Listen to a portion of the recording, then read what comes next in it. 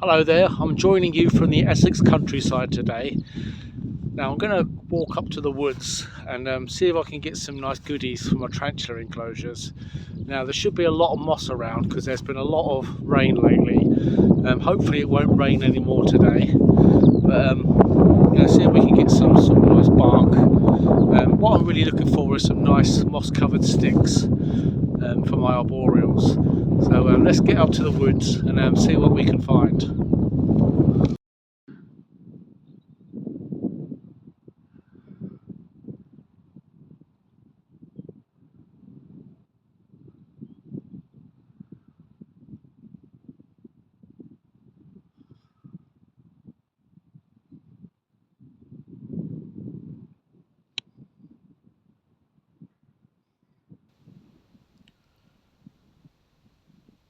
So after gawping at birds of prey for 15 or 20 minutes, I'm finally in the woods.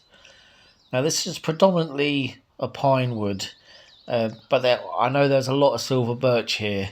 So silver birch is really good for your moss, and we've had a lot of wind lately, so there should be a lot of birch trees down.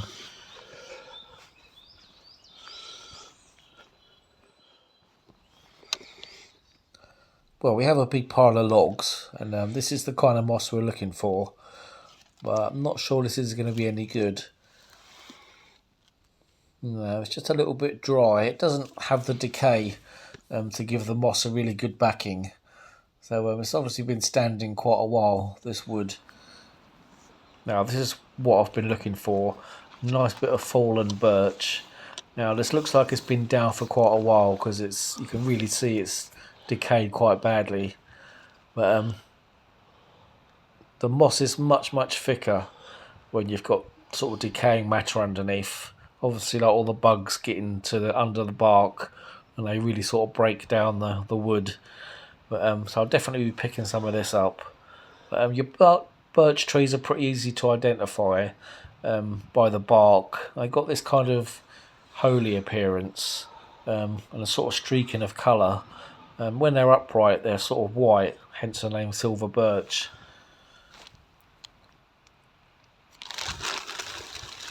So we're going to take a bit from this wood. Now I don't like to take too much from one area. I like to think about the little bugs and stuff in there. Although this stuff, it does grow back quite quickly. I'm always mindful of not taking too much from one area. So there's plenty of, bark around here, so there's plenty to sort of choose from.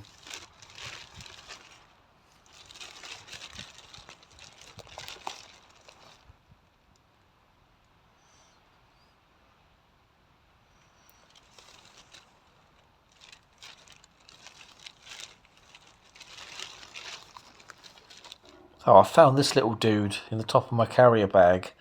Now, you'd be forgiven for thinking this is a centipede, but it's actually a flat-backed millipede.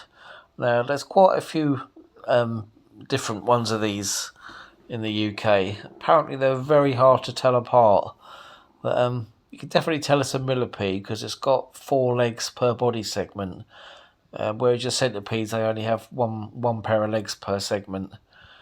But yeah, pretty cool it'll do this. They don't get much bigger than this, but yeah, pretty cool.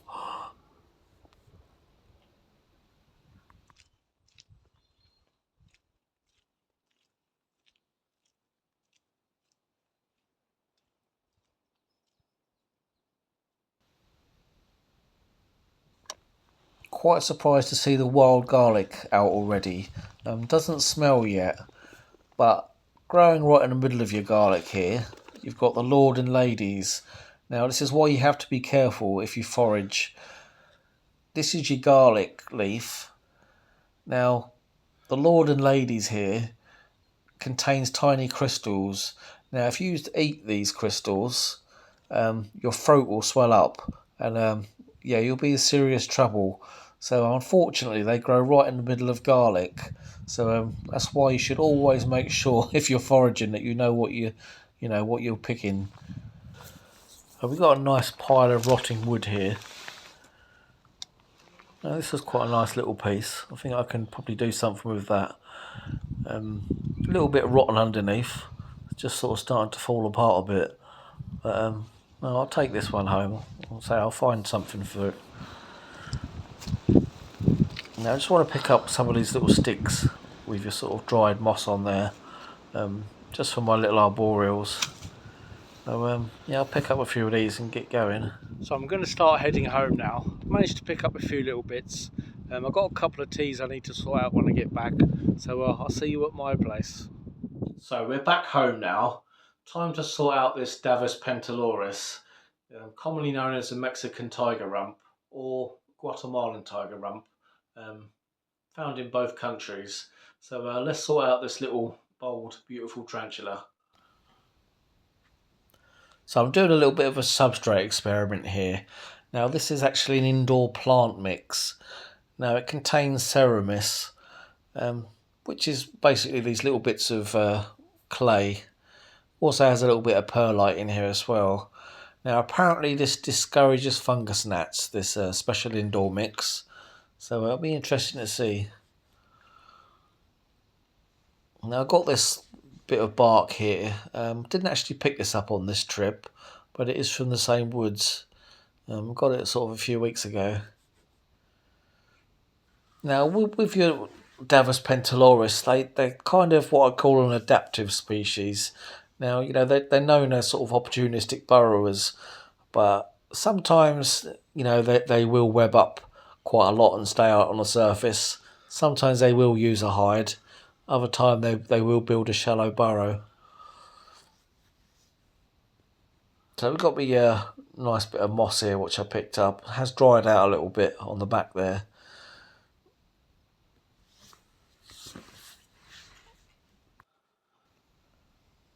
Now I keep my D pentaloris around about 70% humidity.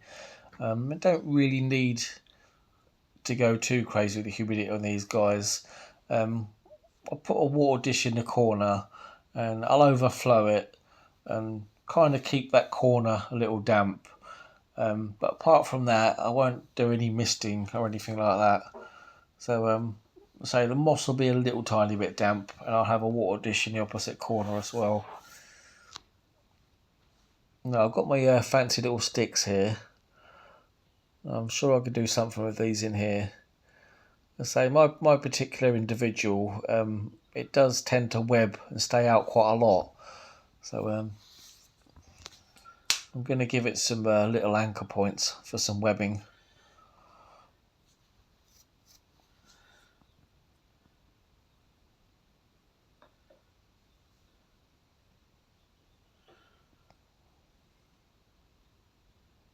They get some real nice sort of textures and shapes.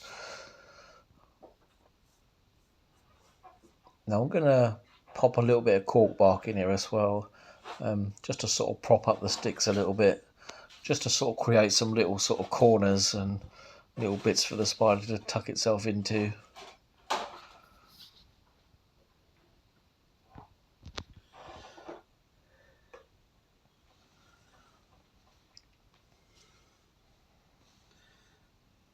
Yeah, so I'll just pop this in here, just sort of prop the sticks up on it. Nothing too fancy. So I just want to sort of create some little areas it can sort of tuck itself into.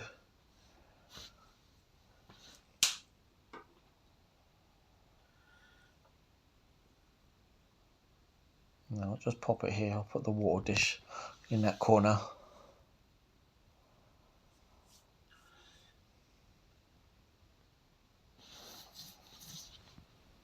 Now the D pentaloris, I mean, they are known as being quite skittish spiders, but they're the sort of tea where if you give them plenty of places to run and hide, their behaviour becomes much more manageable.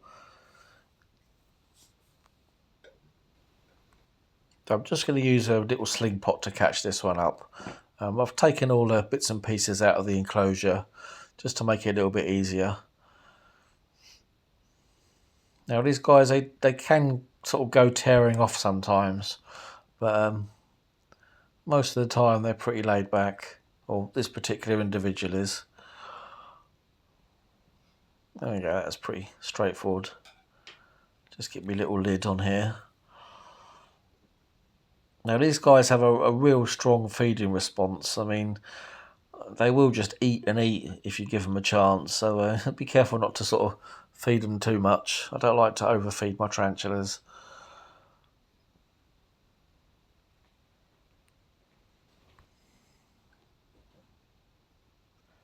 So there's the little tiger pattern on the bum there, where it gets its common name from.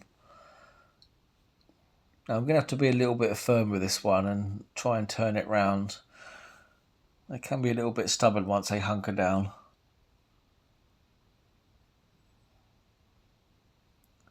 Now this is quite a big enclosure for a spider this size. These guys are such voracious hunters, it really won't have a problem finding its food. It's a bit of a shame, you know, but us tarantula keepers, we do feel like we have to justify what we do sometimes. People can be quite judgmental, really. For this particular spider, this setup, you know, will do just fine for it.